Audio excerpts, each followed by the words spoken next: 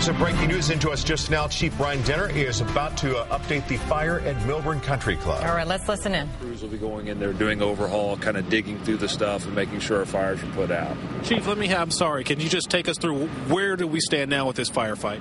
Well, it's when we say it's marked under control, that we feel confident that there's nothing that's going to get past us. We were able to make a stand at the breezeway and keep the pro shop intact, but the remainder of the building has either significant fire damage or water damage. So we were able to kind of save that portion of the building, and now we're into that space trying to dig through it and just put out the hotspot fires that we know are contained, but we're just now have to extinguish them. Can you explain the role of wind tonight? I know we've heard firefighters talk about how difficult that was, but did that prolong this firefight for you all?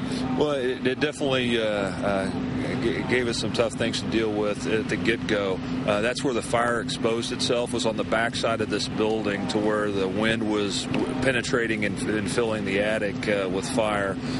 So trying to get resources, ladder trucks on the backside of a building that are designed with golf carts was just something that took it for us.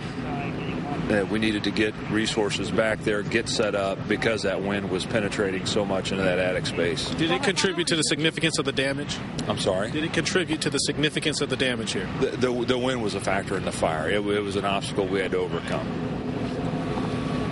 Chief, you mentioned earlier this evening that there was a fire earlier this afternoon. Some crews were working on the roof. Can you tell us more about that and whether or not you've determined if it may have played a role in this tonight? Well, I know the investigators are working on that. As far as any more information than what was released in the 9:30 press release, I don't have any more information on that. But we are aware that they had an incident, some fire event that wasn't necessarily called in, that they were dealing with, and our investigators are working on that, as well as we put this fire out. They will be probably, once the daylight hits, they'll have a team of folks here to kind of sift through all that, as well as the private investigators. While you went defensive on the fire, how challenging was it to keep the fire out of the pro shop? And is that considered a small victory for you guys? Well, at the time, yeah. When we first got here, we were offensive. We had crews upstairs into the attic area.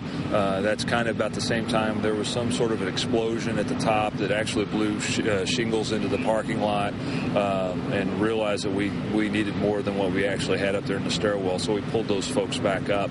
As the fire progressed towards the towards the south, that pro shop was a standalone building. We were able to kind of get resources there and protect the breezeway and the clock tower and keep fire from getting in there. But those guys on the trucks over there took a beating. And you've been listening to Overland Park Fire Chief Bryan Dehner outside Milburn Country Club with the latest on that fire.